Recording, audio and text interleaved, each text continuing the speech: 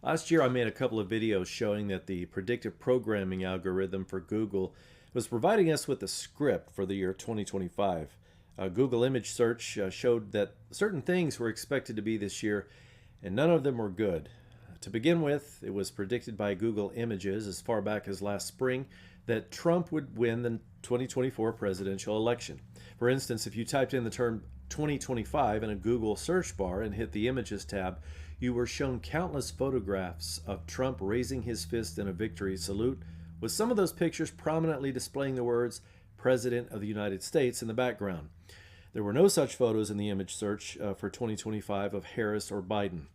Secondly, there was an inference in the image search that 2025 would also witness a stock market crash and likely an economic recession.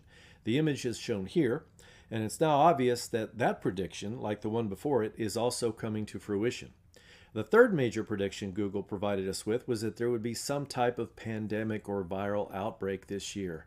And while that one hasn't materialized yet, there are preliminary signs that perhaps the so-called bird flu epidemic will be used to fulfill that predictive programming. More than anything, what's clear to see is that Trump is picking up where he left off in 2020. In that year, he overreacted to an exaggerated problem, namely declaring a national emergency in response to it, and made a series of policy decisions that tanked the stock market, collapsed the economy, and gave us years of inflation. Fast forward to 2025, and he's already done a rinse and repeat of this same series of blunders, starting with declaring a national emergency over federal debt and responding by launching another major trade war with several nations. Now the question is this a case of you can't teach an old dog new tricks, with Trump mindlessly repeating his past mistakes? Or is it a deliberate act of sabotage on the part of a member of the billionaire class which wants nothing more than to reduce America's working class to the status of serf? Regardless of what his true intentions are, serfdom will be the inevitable outcome of his latest policy actions if this continues. Incidentally, if nothing else, Trump's escalation of the global trade war that he initiated back in 2018 serves as an object lesson on the failures of government whenever it seeks to assert authority over the free market. It's abundantly clear that, among other things, year 2020 was designed to replace the remnants of the free market economy with authoritarianism. And since that time, what have we seen?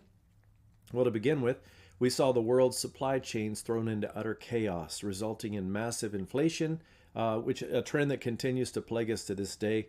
And this is what happens whenever bureaucrats and politicians presume to make economic decisions for millions of Americans instead of allowing the people themselves to make their own decisions.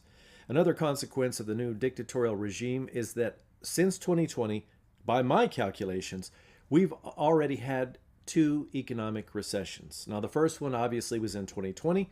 The next one was what was styled by economists as a technical recession, which happened in 2022. And a third recession looks increasingly likely this year. And if it transpires, it will mean the U.S. economy has seen three recessions over a 5-year period, which would certainly qualify, I think, as an historical record.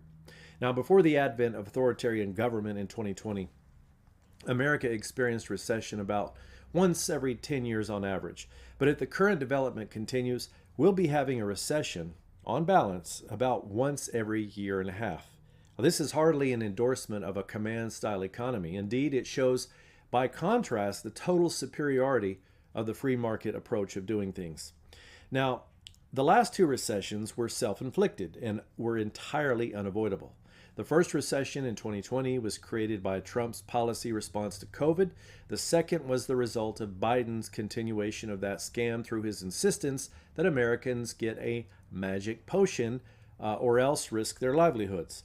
The third recession, which appears increasingly likely to happen this year, if it does happen, can be chalked up to the self-inflicted wound category. This is unprecedented in American history to have even one recession that was entirely created by Washington, let alone three in a row. Another point that can be made is that it's the majority of Americans, that is the middle class, that continues to bleed out and will eventually be destroyed by the tariff policy should Trump insist on pursuing it. Which once again begs the question, Is this a deliberate act of sabotage on the part of the current regime? Now, on this score, last October, Elon Musk, when campaigning for Trump, said Trump's proposed tariffs would bring, quote, temporary hardship, end quote, for Americans. Trump himself earlier this year said his economic plans would bring, quote, some pain for the country. In view of these warnings, it's obvious that what we're seeing transpire now is part of a preconceived plan before Trump even took office.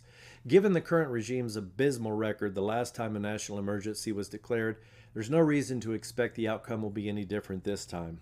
While the president uses stock phrases like "Make America Great Again" or "Make America Wealthy," those statements are based on the false assumption that politicians can create wealth or national greatness through their policies. In fact, policies are nothing more than abridgments of freedom that can only be put in place by increasing taxes. All a politician can really do, therefore, is to impoverish and enslave the people. As for what can be done to stop this out-of-control freight train, in my opinion, the answer is nothing. As Machiavelli observed, when a problem has become so big that everyone can see it, the time for remedies has passed.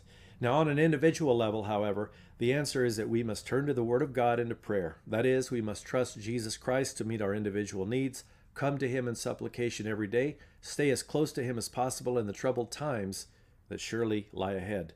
This has been South Bay. Thanks for listening.